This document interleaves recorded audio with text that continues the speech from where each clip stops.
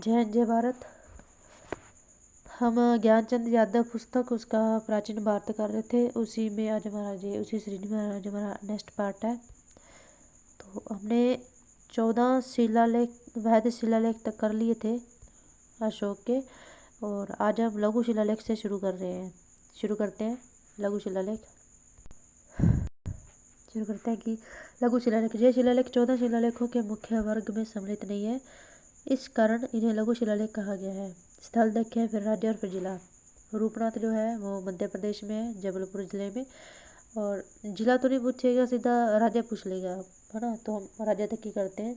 गुजरा का है मध्य प्रदेश में, सासाराम का है बिहार में है, और फिर बब्रू या फिर विराट राजस्थान में, मास्की कर्नाटक में, ब्रह्मगिरी कर्नाटक में, सिद्धपुर ब्रह्मगिरी में है, और जटी गहरा रेशमेर ब्रह्मगिरी में है, और एरगुंटी आंध्र प्रदेश में है, गवीमठ मैसूर में है, पालकी गुड्डू गोवीमठ में है, और राजुल मध्यगिरी आंध्र में है, अहरोरा उत्तर प्रदेश में है। आगे हम स्तंभ लेख देते हैं। अशोक के कुछ लेख पाषाण पत्थरों पर उत्कीर्ण हैं, जिनके कारण ये स्तंभ लेख के नाम से प्रसिद्ध है। अशोक के स्तंभ लेख के दो वर्ग, प्रथम वैध स्तंभ लेख और सेकंड है लेख स्तंभ लेख है। आगे देखते हैं वैध स्तंभ लेख। अशोक के वैध स्तंभ लेखों की संख्या 7 है, जो 6 भिन्न भिन्न स्थानों में मिलते हैं। टोपरा से प्राप्त स्तंभ लेख पर अशोक के 7 स्तंभ लेख उत्कीर्ण है, जबकि शेष स्थलों से प्राप्त स्तंभ लेख पर केवल 6 स्तंभ लेख उत्कीर्ण मिलते हैं। ये सभी अशोक के शिलालेखों से के परिशिष्ट हैं। वैध स्तंभ लेख और फिर उनकी विषय वस्तु। मेरठ स्तंभ लेख देते हैं। जय स्तंभ लेख पहले मेरठ में था तथा बाद में फिरोज तुगलक द्वारा दिल्ली लाया गया। कालांतर में फर्रुखशियर के शासनकाल में बारूदखाने में विस्फोट के कारण यह स्तंभ खंडित हो गया। बाद में 1867 ईस्वी में इसे पुनर्स्थापित किया गया। आगे टोपरा स्तंभ लेख। यह स्तंभ लेख पहले टोपरा कला गांव ब्रैक्ट में यमुनानगर जिला हरियाणा में था तथा बाद में फिरोज तुगलक द्वारा दिल्ली में लाया गया। आगे प्रयाग स्तंभ लेख। तो यह स्तंभ लेख पहले कौशाम्बी कोसम मेरठ में इलाहाबाद उत्तर प्रदेश में था तथा बाद में अकबर द्वारा इलाहाबाद किले में लाया गया। अशोक द्वारा उत्कीर्ण यह स्तंभ लेख कौशाम्बी के महामात्यों के नाम से आदेश के रूप में है। इसमें यह चेतावनी दी गई है कि यदि कोई भिक्षुणी संघ को भंग करने का प्रयास करेगा तो उसे श्वेत वस्त्र पहनाकर संघ से बाहर निकाल दिया जाएगा। आगे है लोरिया नंदनगढ़ स्तंभ लेख। जय लोरिया नंदनगढ़ ब्रैक्ट में पश्चिम चंपारण जिला बिहार में है, और इस स्तंभ पर मयूर का चित्र है जो मौर्य और मौर्य जनपद से संबंध स्थापित करता है। आगे लोरिया अरेराज स्तंभ लेख। तो जह लोरिया अरेराज ब्रैक्ट में पश्चिम चंपारण जिला बिहार में स्थित है। आगे रामपुरवा, जहाँ से 2 स्तंभ मिले हैं, एक स्तंभ लेख युक्त है, दूसरा लेख विहीन है। लेख युक्त स्तंभ के शीर्ष पर सिंह की आकृति उत्कीर्ण थी, जो वर्तमान में राष्ट्रपति भवन मेरठ में दिल्ली में रखी गई है, और लेख विहीन स्तंभ के शीर्ष पर वृषभ की आकृति उत्कीर्ण की गई है। यह एकमात्र ऐसा स्तंभ है जिसके शीर्ष पर वृषभ बना हुआ था। ठीक है, आगे हम ब्रैकेट में देखते हैं क्या दिया हुआ है। ब्रैकेट में दिया हुआ है क्या, लघु स्तंभ लेख, फिर उपनाम और फिर विवरण। तो इसमें फर्स्ट है रुमिनदेही स्तंभ लेख है, सबसे छोटा स्तंभ लेख जिसका विषय आर्थिक है, इसलिए इसे आर्थिक अभिलेख भी कहा जाता है। आगे उपनाम देखे थे स्मारक स्तंभ लेख। विषय देखे तो इसमें अशोक द्वारा रुमिनदेही ब्रट में नेपाल की धर्म यात्रा पर जाने का विवरण है। इससे पता चलता है कि बुद्ध का जन्म किस स्थल पर हुआ, और प्रसिद्ध उदाहरण लुम्बिनी ग्राम ब्रट में बुद्ध की जन्मस्थली को बलि ब्रट में धार्मिक भेंट के रूप में लिया जाने वाला एक कर से मुक्त कर दिया गया, और भाग ब्रट में भूमि से राज्य द्वारा वसूल किया जाने वाला अंश को 1/6 से घटाकर उत्पादन का 1/8 कर दिया गया। आगे है निगलिवा या फिर निगाली सागर स्तंभलेख रुमिन देई नेपाल। इसका उपनाम देखे तो स्मारक स्तंभलेख। इसका विवरण देखे तो अशोक ने जहाँ की यात्रा की और कनकनुमुनि बौद्ध के स्तूप का परिवर्तन कराया। आगे सांची स्तंभलेख रायसर मध्य प्रदेश। उपनाम देखे संघ भेद अभिलेख। विवरण देखे तो इसमें अशोक ने अपने महामात्यों की संग भेद रखने का आदेश दिया है। प्रसिद्ध उदाहरण, जो कोई भिक्षुणी संघ को भंग करेगा वह श्वेत वस्त्र पहनाकर अयोग्य स्थल पर रखा जाएगा। आगे है सारनाथ स्तंभलेख वाराणसी उत्तर प्रदेश। संघ भेद अभिलेख। इसमें अशोक ने अपने महामात्रों को संघ भेद रोकने का आदेश दिया है। आगे कौशाम्बी इलाहाबाद स्तंभलेख बेट में इलाहाबाद उत्तर प्रदेश। इसके उपनाम देखें तो संघ भेद अभिलेख या फिर साम्राज्य अभिलेख। इसका देखें विवरण तो इसमें अशोक की द्वितीय पत्नी कारुबाकी जो तीवर की माता थी, इसके द्वारा बौद्ध संघ को पद्धति दान का उल्लेख है और इसे रानी का अभिलेख भी कहा जाता है। आगे जो हमारे हैं लघु स्तंभलेख, ये करते हैं। अशोक के कुछ स्तंभों पर केवल एक तिहाई लेख है, अतएव इन्हें 7 वैध स्तंभलेखों के क्रम में अलग अलग और ये लघु स्तंभलेख कहे जाते हैं। इनके बारे में देखें तो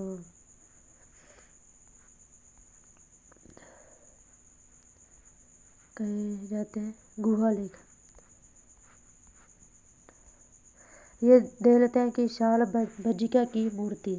तो जय संस्कृत भाषा में वर्णित शाल बज्जिका की मूर्ति है और ऐसा माना जाता है था कि स्त्री द्वारा प्रभाव से वृक्षों में फूल खिल उठते हैं, वह फल देने लगते हैं। इस प्रकार शुभ प्रतीक मानकर सांची के स्तूप में अलंकरण के रूप में प्रयुक्त हुआ था। स्तूप के तोरण द्वार के किनारे एक पेड़ पकड़कर झूलती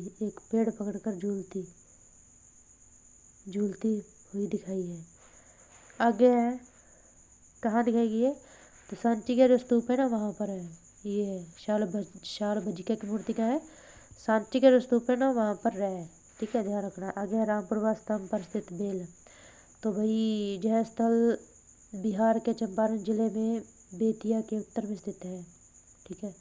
रामपुरवा स्तंभ पर स्थित वीर कहाँ है, अभी चंपारण में है, बिहार में है।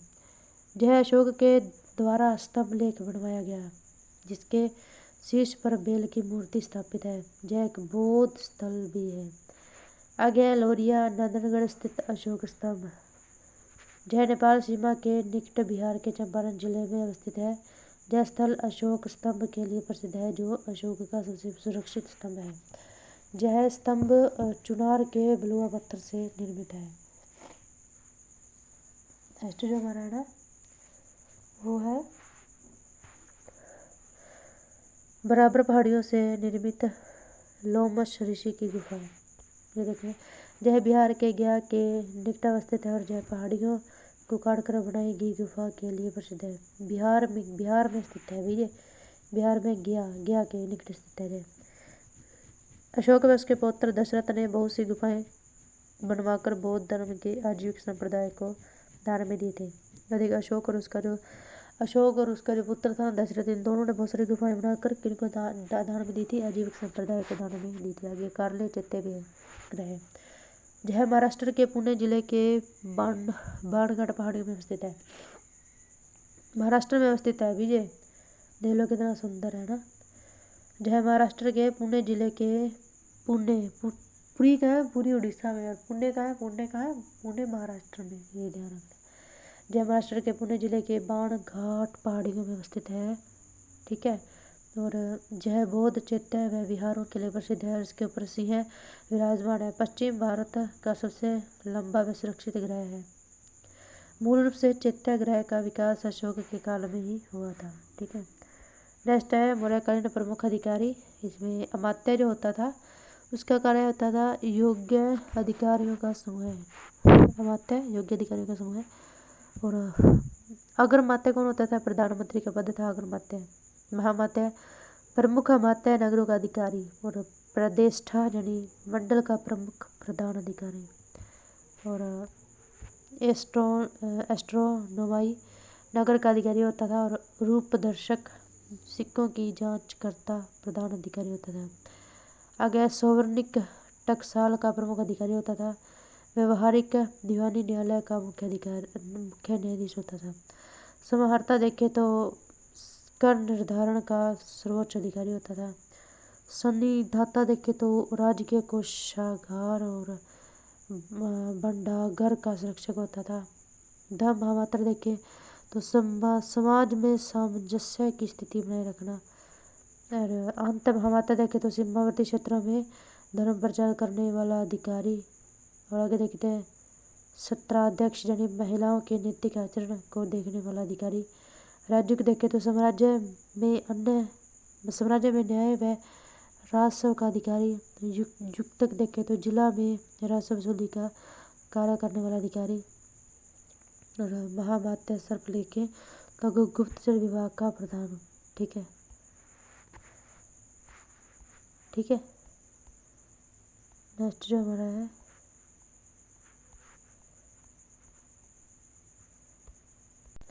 आगे दिया गया है हमारे नोट, यानी फर्स्ट एसएमए की कौटिल्य अर्थशास्त्र में गुप्तचरों को गूढ़ पुरुष कहा गया है। और सेकंड की रज्जु की स्थिति आधुनिक शासन के जिलाधिकारी डीएम जैसी थी, जिसे राजस्व व न्याय दोनों का कार्य देखना पड़ता था। आगे तैमूरी साम्राज्य के पतन के कारण देखे अयोग्य व निर्बल उत्तराधिकारी, प्रशासन का अतिशय केंद्रीकरण और राष्ट्रीय चेतना का अभाव, फिर आर्थिक व सांस्कृतिक असमानताएं, प्रांतीय शासकों के अत्याचार, फिर करों की अधिकता। आगे अशोक द्वारा भेजे गए दूत, तो दूत देखते हैं फिर विदेशी राजा देखते हैं। अंतियोक यानी सीरिया के राजा एंटियोकस थियोस सेकंड, फिर तुर्मे देखते हैं मिस्र के राजा टोलमी और फिलोडेल्फस, फिर अतिकिनी देखते हैं मकदूनिया के राजा एंटीगोनस, मल देखते हैं सीरीन के राजा मागस, और फिर अलिक सुंदर देखते हैं एपिरस के राजा अलेक्जेंडर। आगे की गुहा लेख, तो दक्षिणी बिहार गुहा लेख क्या होते थे भाई? गुहा लेख देते कहते हैं यानी दक्षिणी बिहार के गया जिले में स्थित बराबर नामक पहाड़ियों को काटकर गुफाओं की दीवारों पर अशोक के स्तंभ उत्कीर्ण मिले हैं।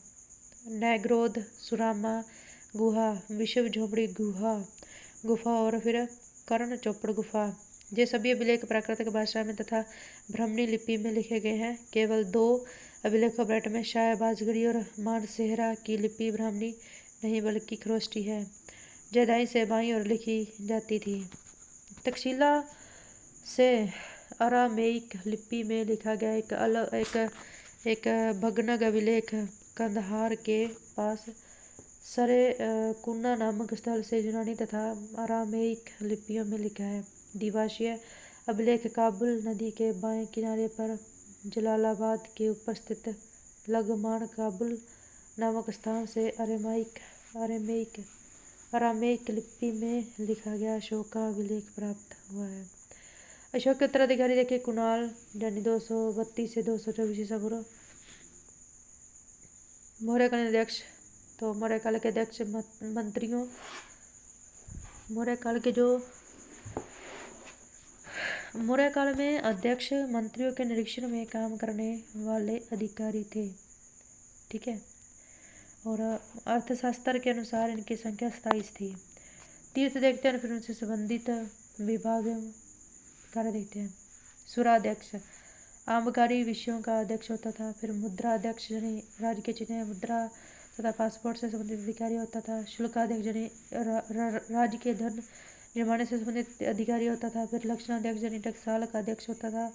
और फिर कोषाध्यक्ष यानी राज्य के कोष या खजाने का प्रमुख अधिकारी होता था।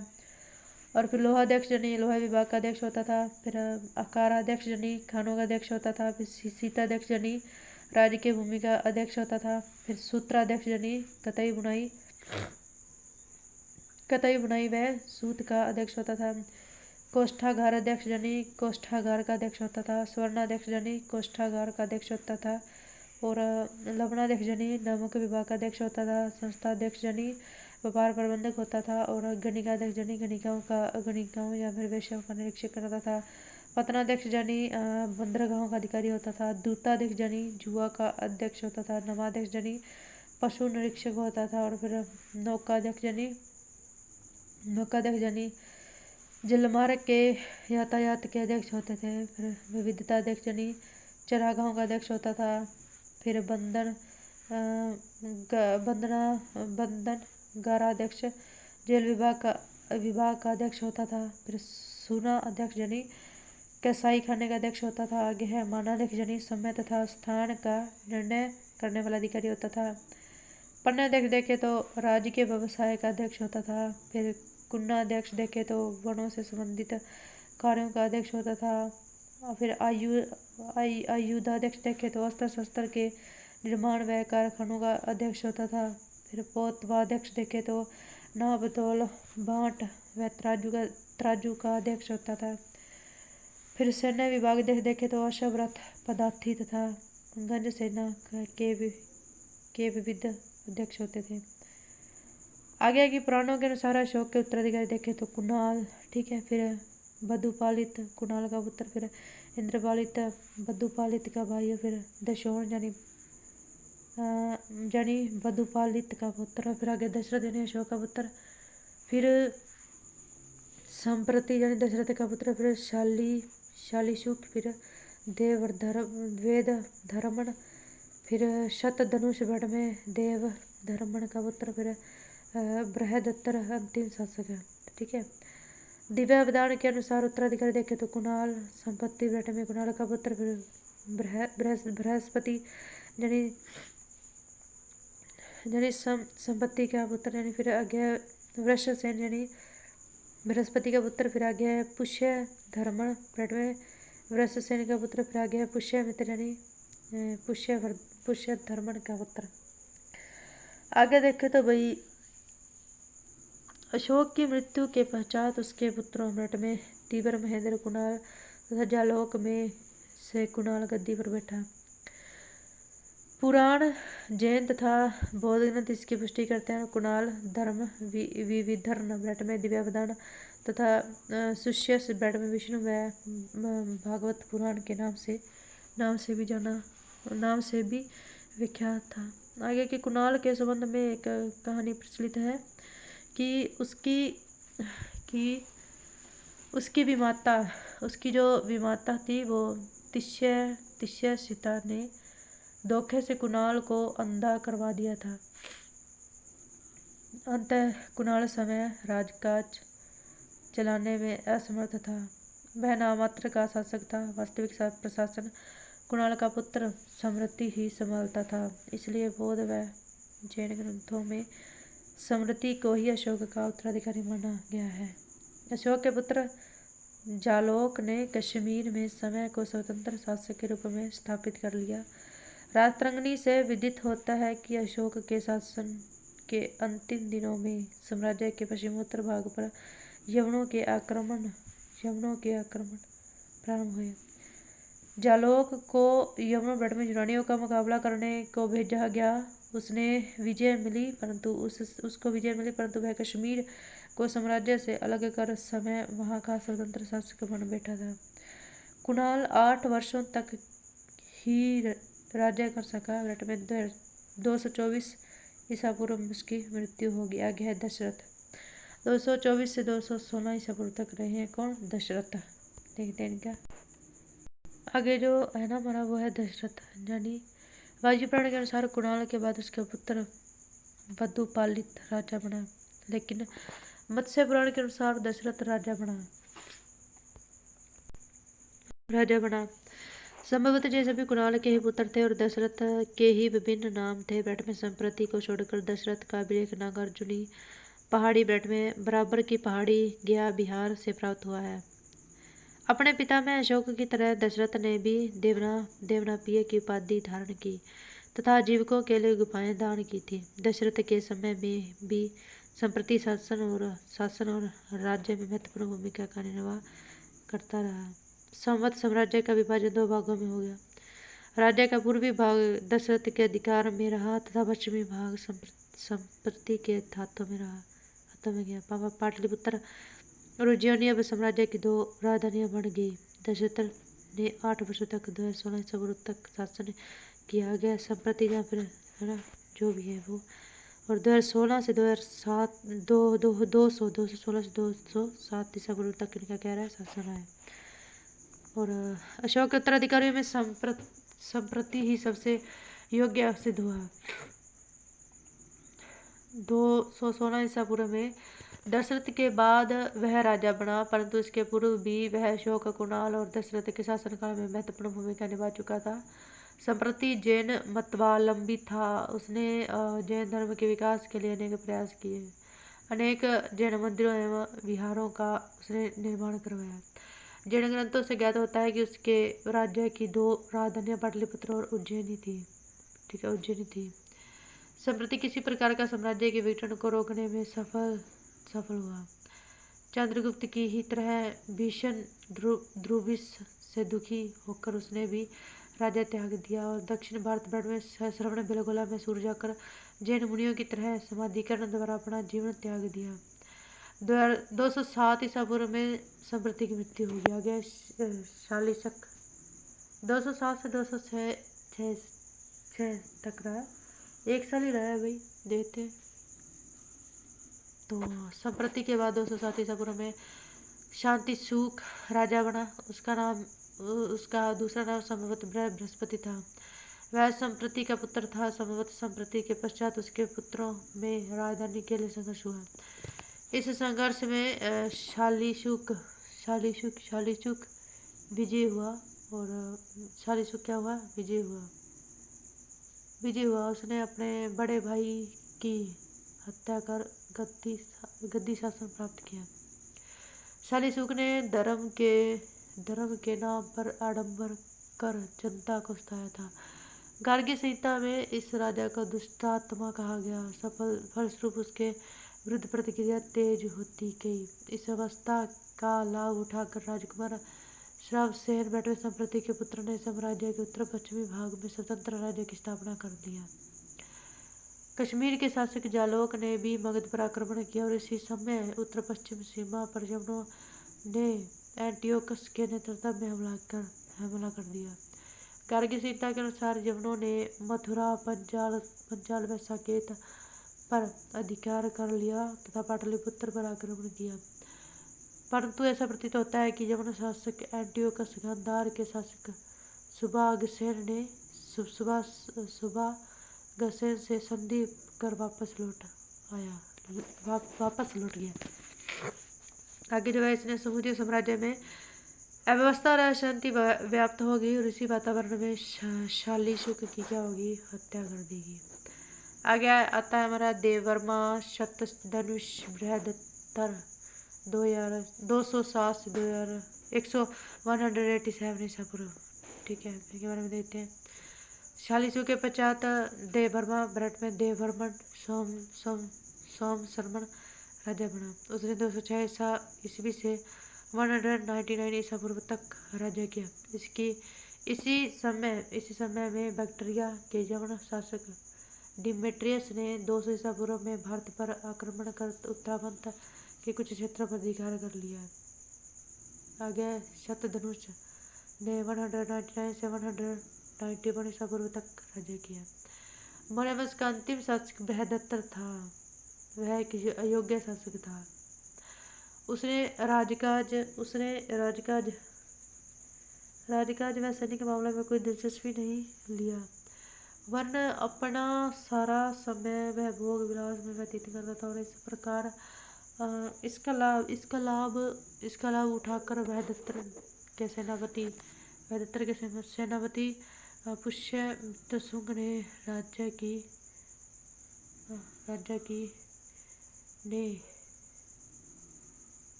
मृत्यु पर सत्ता प्राप्त कर लिया और मौर्य वंश का अंत कर दिया। और अब मौर्यों के स्थान पर शुंगों का शासन क्या हो गया? आरंभ हो गया। ठीक है, शुंगों का शासन क्या हो गया भाई? आरंभ हो गया। ठीक है, अब हम जो देखने जा रहे हैं वो है हमारा मौर्य प्रशासन। ठीक है, मौर्य प्रशासन की जानकारी मेघसतनीज की इंडिका कौटिल्य गत शास्त्र व अशोक के अभिलेखों से मिलती है। चंद्रगुप्त मौर्य की प्रशासनिक व्यवस्था देखी। चंद्रगुप्त के प्रशासन का प्रधान उद्देश्य इसी लोकहितकारी बनना था।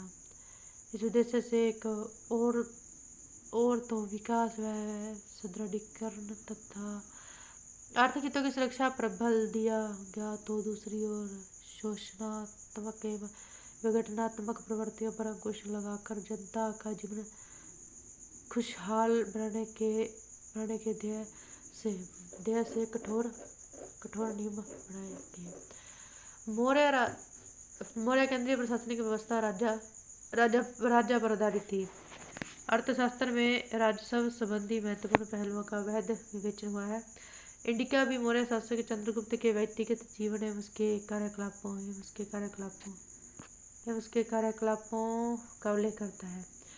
कुटिल्य राजतंत्र का समर्थक था। वह राजा को सर्वशक्तिशाली और राज्य का सबसे महत्वपूर्ण अंग प्रकृति मानता है। उसके अनुसार राजा व राज्य की उत्पत्ति समाज में फैली अव्यवस्था मत्स्य न्याय अव्यवस्था का मतलब होता है मत्स्य न्याय की स्थिति को समाप्त करने के लिए हुई थी। राज्य की व्यवस्था के अनुकूल चंद्रगुप्त मौर्य प्रशासन का सर्वोच्च अधिकारी था। राज्य के सभी अधिकारी राजा के पास थे तथा वह कार्यकारिणी का प्रधान था। आगे है परंपरागत राज्य शास्त्र के सिद्धांतों के अनुसार राजा सिर्फ 12 कानून का पालन करने वाला धर्म प्रवर्तक होता था। कानून का निर्माता नहीं, परंतु कौटिल्य राजा को कानून निर्माता संबंधी अधिकार भी देता है। अर्थशास्त्र के अनुसार राज्य शासन ब्रिटेन में राजा द्वारा लागू किए गए प्रशासनिक कानून के अन्य स्रोतों से ब्रिटेन में धर्म व्यवहार और चरित्र ऊपर था। इस प्रकार राजा को विधायिका संबंधी अधिकार भी मिला। वह सेना न्याय का भी प्रधान था। परंपरागत राज्य शास्त्र के सिद्धांतों के अनुसार राजा केवल धर्म ब्रिटेन में कानून का पालन करने वाला या फिर धर्म प्रवर्तक होता था। ठीक है, धर्म प्रवर्तक होता था, कानून का निर्माता नहीं। परंतु कौटिल्य राजा को कानून निर्माण संबंधी अधिकार भी देता है। अब कानून निर्माण भी कर सकते हैं। ठीक है, मौर्यकालीन तीर्थ देखें तो मौर्य काल में सबसे उच्च स्तर के अधिकारी तीर्थ कहे जाते थे। अर्थशास्त्र के अनुसार इनकी संख्या 18 है। तो देखते हैं तीर्थ के जो संबंधित जो वो काम करते थे, यानी उनके कार्य क्या क्या थे वो देखते हैं। तीर्थ पहला मंत्री या फिर पुरोहित, तो इसका कार्य प्रधानमंत्री तथा प्रमुख धर्माधिकारी थे। आगे सन्नी दत्ता यानी राजकीय कोषागार का प्रधान अधिकारी, कोषाध्यक्ष, और फिर आगे समाहर्ता यानी राजस्व विभाग का सर्वोच्च अधिकारी, या फिर वित्त मंत्री कर संग्राहक। नेक्स्ट जो है वो है युवराज। तो इसे हम देखते हैं, युवराज को देखते हैं अभी कि राज्य का उत्तराधिकारी था जय। और सेनापति देखे तो सेनाध्यक्ष ब्रिटेन में सर्वोच्च सैन्य कमांडर। नायक देखे तो सेना का संचालक। व्यवहारिक देखे तो दीवानी न्यायालय का न्यायाधीश। और फिर प्रदेष्टा देखे तो फौजदारी न्यायालय का न्यायाधीश। मंत्री परिषदाध्यक्ष देखे तो मंत्री परिषद का अध्यक्ष। फिर कर्मानीतक देखे तो उद्योग धंधों का प्रधान निरीक्षक। फिर आगे प्रशासता देखे तो राजकीय आज्ञाओं को लिपिबद्ध करने तथा राजकीय दस्तावेजों को सुरक्षित रखने वाला प्रधान अधिकारी। आगे है दंडपाल, सैन्य सामग्री का प्रबंध करने वाला अधिकारी। आगे है दुर्गपाल, यानी देश के भीतरी दुर्गों का प्रबंधन करना। आगे अंतपाल, यानी सीमावर्ती दुर्गों का रक्षक। और फिर आगे है नागरम, आगे है नागरक। क्या है आगे भी? आगे है नागरक।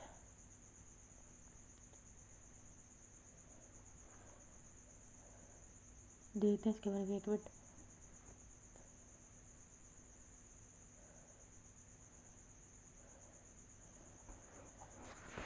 नागरिक यानी नगर का सर्वोच्च अधिकारी है। फिर आगे है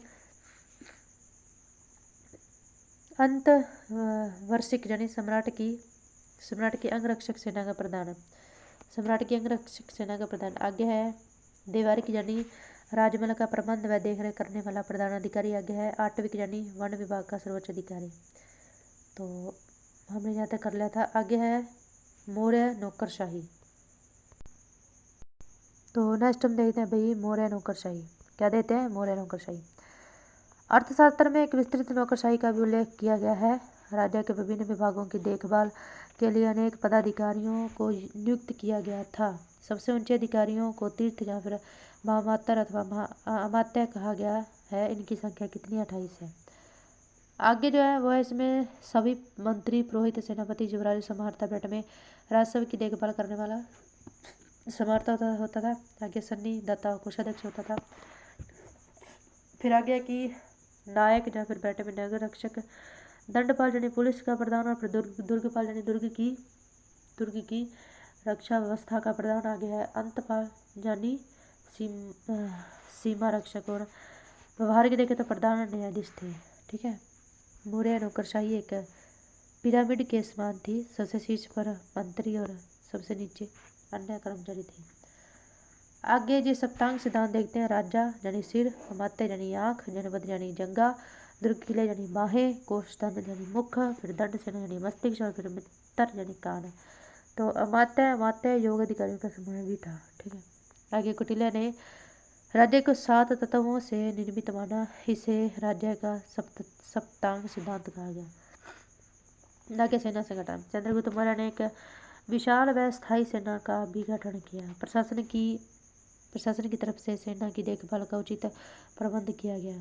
कौटिल्य व मेघसतनी दोनों ही सैन्य व्यवस्था को उल्लेख करते हैं। कौटिल्य के अनुसार सेना चतुरंगिनी यानी पैदल, हाथी, घोड़ा और रथ था। सीमांतों की रक्षा के लिए मजबूत दुर्ग बनाए गए थे, जिनकी सुरक्षा दुर्गपाल और अंतपाल करते थे। आगे पुलिस व गुप्तचर। आंतरिक सुरक्षा व अपराध तथा अपराधियों पर नियंत्रण रखने के लिए राज्य ने पुलिस और गुप्तचरों की व्यवस्था की। नगर में शांति सुव्यवस्था बनाए रखने की जिम्मेदारी नगराध्यक्ष की थी, और दंडपाल पुलिस विभाग का प्रधान होता था। वह अपराधियों पर नियंत्रण रखता था और पूरे साम्राज्य में गूढ़ पुरुषों में गुप्तचरों का जाल सा बिछा हुआ था। गुप्तचरों की 2 श्रेणियां थी। फर्स्ट है संस्था या फिर स्थायी गुप्तचर। वे थे जो एक ही स्थान पर संस्थाओं में गठित होकर कापटिका, क्षत्र, फिर उदास्थित या फिर गृहपतिक या फिर विधेयक और तापस के रूप में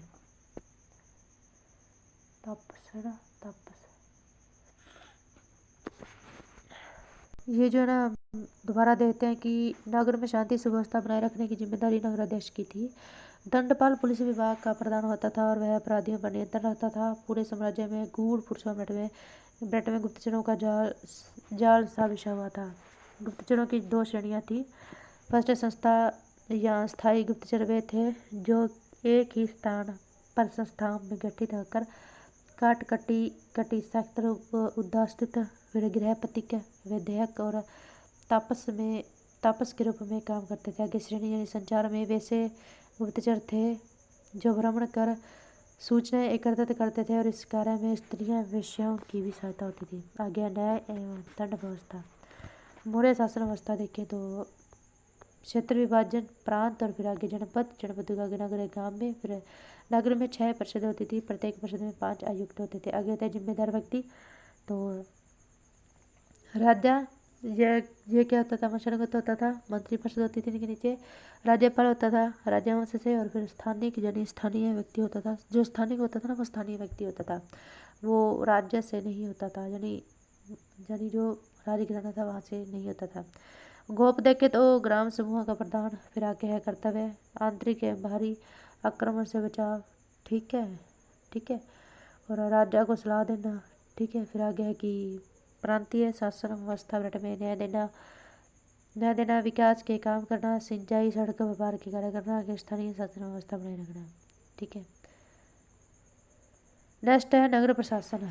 अब हम इनके नगर प्रशासन के बारे में देखते हैं। मेघसतनी ने नगर शासन का विस्तृत वर्णन किया है। मेघसतनी ने मगध साम्राज्य की राजधानी पाटलिपुत्र में निवास करते थे। नगर का शासन प्रबंध 30 सदस्यों का मंडल करता था। यह मंडल 6 समितियों में विभक्त था। स्पष्टतः प्रत्येक समिति में 5 सदस्य होते थे। सदस्यों का चुनाव नहीं होता था, बल्कि उनकी नियुक्ति की जाती थी। सदस्यों को एस्टिनो मोई कहा जाता था। समिति देखें तो शिल्पकला समिति, कार्य देखें का उद्योग व शिल्प कार्य का निरीक्षण।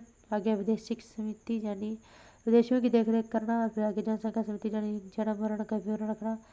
वाणिज्य समिति यानी व्यापार वाणिज्य की देखरेख करना। आगे वस्तु निरीक्षक समिति यानी निर्मित वस्तुओं के विक्रय का निरीक्षण करना। आगे कर समिति यानी फिर बिक्री कर व चुंगी कर वसूलना। आगे की यद्यपि न्याय व्यवस्था का भी प्रधान राजा ही था, तथापि राजा की तरफ से अनेक न्यायालय भी स्थापित किए गए थे। सबसे पहले ग्राम न्यायालय थे और छोटे छोटे झगड़ों को निचले स्तर पर ही निपटाने एवं अपराधियों को दंडित करने की व्यवस्था थी।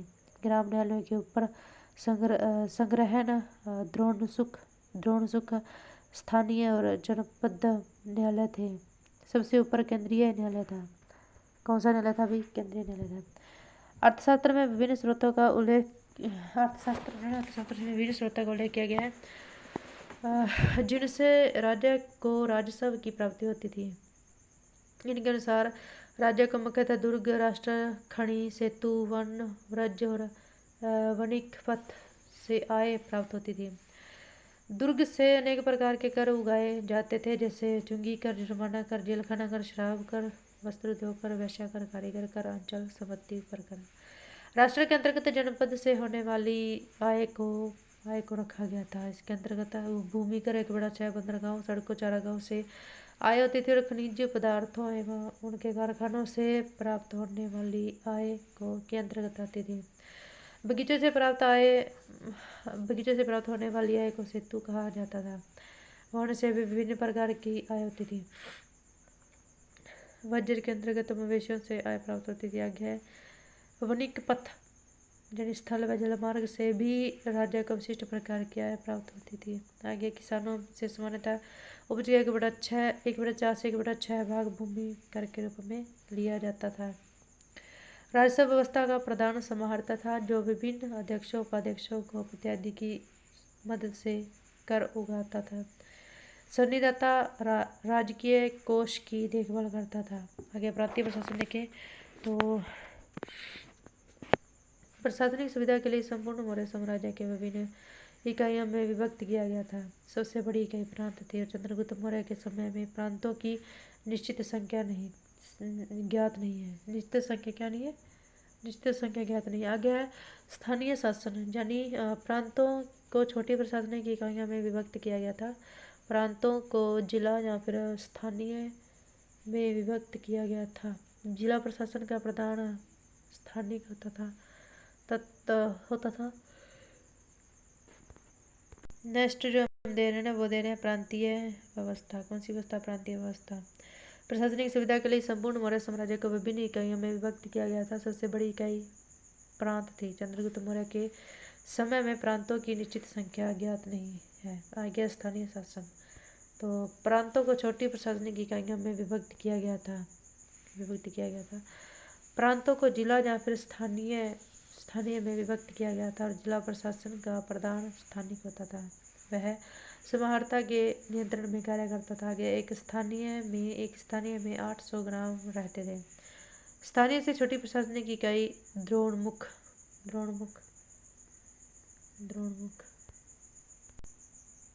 थी, है ना, जहाँ पर बताया गया थी।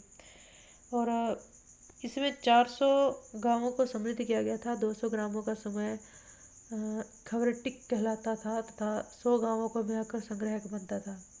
शासन की सबसे छोटी इकाई गांव थी और इसका प्रशासन ग्रामिक के द्वारा होता था। आगे ग्रामिकों के कार्यों पर गोप नियंत्रण रखते थे।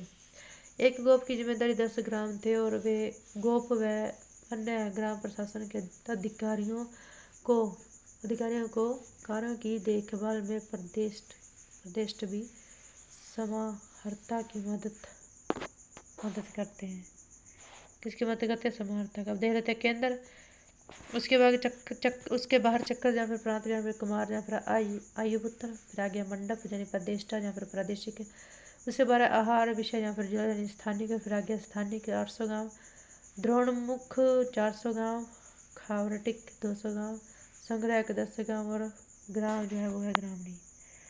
तो इस तरह इसे हम समझ सकते हैं। आगे नगर प्रशासन, तो मौर्य साम्राज्य की स्थापना तक भारत में अनेक नगरों की स्थापना हो चुकी थी। हड़प्पा के नगरों के पतन के पश्चात अनेक आर्थिक, सामाजिक और राजनीतिक कारणों से छठी शताब्दी ईसा पूर्व में पूर्ण नगरों के उदय व विकास ने कई नई समस्याओं को जन्म दिया। अतः इनके समाधान के लिए चंद्रगुप्त मौर्य ने नगर प्रशासन की ओर ध्यान दिया है। करेंगे भी, ये भी करेंगे हम लोग।